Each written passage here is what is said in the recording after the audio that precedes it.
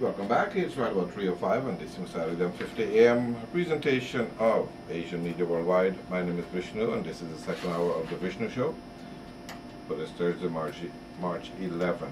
And again, it is indeed an honor to have Swamiji here with me. Again, in the studio, I have Swami Nityanand, Sri Nityananda Swamiji. And it's an honor to have you here again. And before the break, we talk about the meditation and healing through meditation. Before you go into that, I want to know about people say that things happen to you in this lifetime because of things that happened in the past lifetime. You know, do we have any control over our destiny? Sure. Our present is present because of our past decisions. Our present is nothing but the totality of all our past decisions. So when our present is the totality of the past decisions, why not our future be totality of the decisions which we are going to make now? The future is going to be the totality of the decisions which we make now. So every moment we consciously choose everything. The choices which we make in the outer world and in the inner world only is going to make our destiny. Very clearly, destiny is simply in our hand. The old idea, destiny, we are in the destiny's hand, no more exists or holds good. The clear experience, not only of me, so many spiritual masters says, destiny is in our hand. You can see even logically. Our present moment is the totality of the past decisions. So naturally our future moments are going to be the totality of the present decisions. Right. Present decisions can lead destiny. Present decisions can change, alter, transform the past. So you control it. Yes. Okay, Swamiji, I know that a lot of people, you know, are looking at their life today, and a lot of it, a lot of people go into the meditation part of it, but some people, you know, there's so many different types of meditation that you hear about. Okay, I know that you're very big with meditation. Can you let our listeners know the meditation that you do? I can speak I can give a small introduction about the meditation. There is a universal energy which moves the sun, moon, planet Earth, the whole world. And there is an individual energy which moves our body. Making connection, a relationship with the universal energy is what I call meditation. Individual energy, when it relates or when it connects itself with the universal energy, it gets totally regenerated. It gets a new dimension. It goes to a new space. It tastes the new bliss. The technique to relate with the universal consciousness, only what I call meditation technique. There are thousands of meditation technique, hundreds of methods. So you can try with any one technique. It is not that one technique is good or one technique is bad. For some people, some technique clicks. For some people, some other technique works. So there are hundreds of meditation techniques which are available even from our website. You can see any one technique. When you start, try with one or two techniques. You don't have to stick to one technique immediately. Try one technique for 3 days or 4 days. Then another one technique for 3 days or 4 days. Once you try 3-4 techniques, you will see which technique exactly suits you, which makes you feel more comfortable, which gives you direct experience. That's the right technique. In 1 or 2 experiments itself, you will be able to very exactly catch the technique which is suitable for you. As far as me concerned, I give a meditation technique called Mahamantra, which is available in our website. That is the first technique, initial level technique for all I prescribe. It's a simple humming. It doesn't need any faith or any prerequisites. Directly you can start. Any person who has got a simple logic or who is ready to believe the facts and figures, he can start this meditation. There is no need to have any faith on any god or any guru for this simple meditation technique. That's the first step I prescribe for everyone. And again, they can get more about that on the website. Yes. And it's Daniel Peetam, DHANYAPEETAM.org. And you can get more information on that. I know another thing that you've been doing, for the last few years, is healing through meditation. And there's so many people that has gone to the doctors have seen them and can't figure out what's wrong. And I know you've been healing people around the world. Can you tell us a little bit more about it? In our human body, there are 7 energy centers, which we call chakras. Not only Hindus, almost all the great religions talk about these chakras, energy centers. Now in modern day, the Kirlian photography, which is practiced widely in the Russian technology. Kirlian photography is just like X-ray. They diagnose the people 6 months before. 6 months before the disease comes into the physical body, the disease can be diagnosed by this photography. It photographs the auric body, the light body of the man, and diagnoses even the fatal diseases like cancer. So through this photography, now they proved the existence of 7 chakras. Existence of 7 chakras is proved by this photography. Whenever someone chakra is more active or less active, if the imbalance happens in someone chakra, that causes disease. These energy centers, these chakras only manage our physical, mental, spiritual, emotional activities. When some one of these centers get imbalanced, naturally the man falls sick. So if the energy centers can be activated, energized by meditation, if they themselves meditate and activate those energy centers, it is called self-healing. In some people's case, the disease is too much, it has grown too much, and the people also may not be able to do the right meditation. So at that type of time, the person who already mastered the meditation, who has become enlightened, he can meditate and give the energy to that person. When we meditate and give that energy to that chakra, to that person, he gets healed. If the meditation is done by somebody properly, the energy can be created and be given.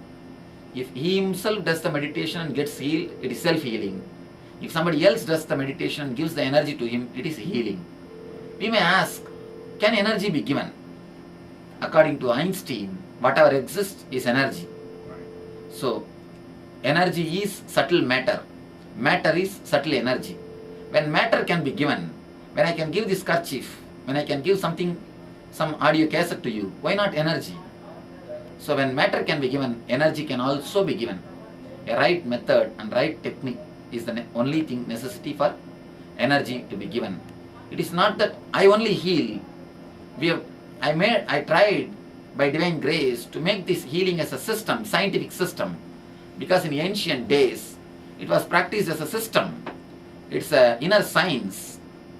I always tell the people, just like an outer science is a science, in outer science you can prove A plus B is C. The same way in inner science also, things are readable, provable facts. Just like Newton's theory speaks about the gravitation force. You can prove the force of levitation. The spirituality I call levitation. The outer science is gravitation, inner science is levitation. It can be very clearly proved. So not only I practice, around the world more than 700 people have been initiated as healer. They have been trained and initiated as healers. 200 centers we have around the world. All the 5 continents have got our centers to spread meditation and healing. Per day, average 3,000 people are touched by our healers totally. And as on now, millions and millions of people have been touched by this spiritual healing or by this meditation. Lot of doctors who did research on this healing have given a beautiful articles and research reports and many testimonials by the doctors themselves. Already we have more than 60 doctors, MD doctors as our healers who took training in our healing system. And there are many doctors who practice healing to their patients. So they say, if a patient takes 11 days to get well by medication, simple medication, if he is given meditation also along with medication, healing also along with meditation, along with the medication, he takes only 3 days. There are doctors who did research on this and their report says it takes hardly 3 days. So 11 days of recovering is happening only in 3 days along with the healing. So in ancient days we need to have faith or belief. Now I say there is no need to have faith or belief. Just see that's enough. Yeah. Just if you can see with open eyes, things are proved. Yeah. Things are come into the form of facts and figures. And for medical doctors to be healers now, it goes to say something, how powerful it is. Speaking of doctors, I know you're on your way back to Oklahoma, and you've been doing some tests over there. Can you tell our listening audience what that's all about? A group of doctors and scientists who are working on the mind body. They have a group who work on the mind body. They do a lot of research for past 30 years. They came to see me just to have a friendly discussion. So in the course of discussion, I was talking about enlightenment and experience of enlightenment and experience of meditation. They were asking, Swamiji, can it all be proved neurologically? If we test neurologically, can it show the difference in your neurological system? I welcomed them and I agreed to undergo the neurological tests. So then they took PET scan. Twice they took PET scan at the time of meditation and at normal time. And again EEG. Twice they did EEG at the time of meditation and at the time of normal time, normal mood. The total report is yet to come, but the preliminary report itself, the initial observation itself, according to the doctors, they say stunning. That is the word they used. Stunning. So when you went into the meditation mode and they did the brain scans, Yes. and all that, what was it that The they brain scan, the EEG and Yeah. PET scan. They say some 6-7 things, new discovery. First thing, when a meditation was happening, they say the whole neurological system is totally shut down, totally silenced, except the one portion, the front portion, which is something to do with intelligence.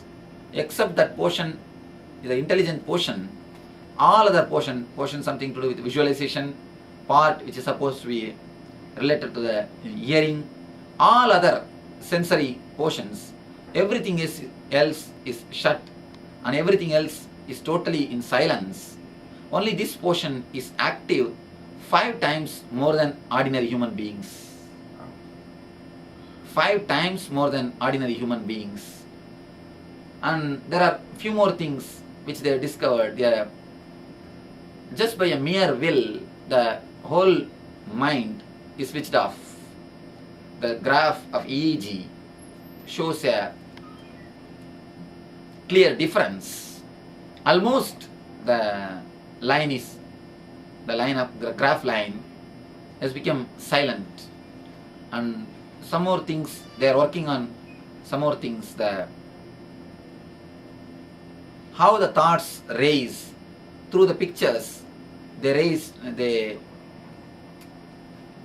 are showing in normal mind, the picture, the thoughts jump from color to color. They are actually trying to put the whole graph into a form of colors. So they say sometimes it goes from green to red, red to yellow, yellow to white. It jumps from here to there, there to here. But with my mind, after testing, they say it's just like a rainbow. Not in one picture or 2 pictures, more than 100 pictures shows a clear rainbow. Thought with awareness is happening. And some more discoveries, they are coming with some more discoveries, just by a mere will, the pleasure chemical dopamine is released into the system, so that the outer joy is not necessary. Yeah. A person who meditates, for him the inner pleasure itself is so joyful. The inside itself creates such an ecstasy, there is no need for outer pleasure. So all these basic things they are proving, and they are coming up with some more new discoveries and some more tests. Again tomorrow we are having some more research on this line. People tell me, Swamiji, you have done a great service to our Eastern wisdom by proving all these things in the form of facts and figures. But I tell you all, it is not the question of service, it is a question of survival. If we are not going to prove all this Eastern mysticism, all these spiritual things in the form of facts and figures, it is not going to survive. All of you know your kids don't listen anymore about the spirituality. If you try to tell your kids about spirituality or about our religion, whether Hindu or Muslim or Christian, when you try to tell about our religion to the kids, they are not ready to listen. They say, Mom, you do, Dad, you go, don't call me. Yeah.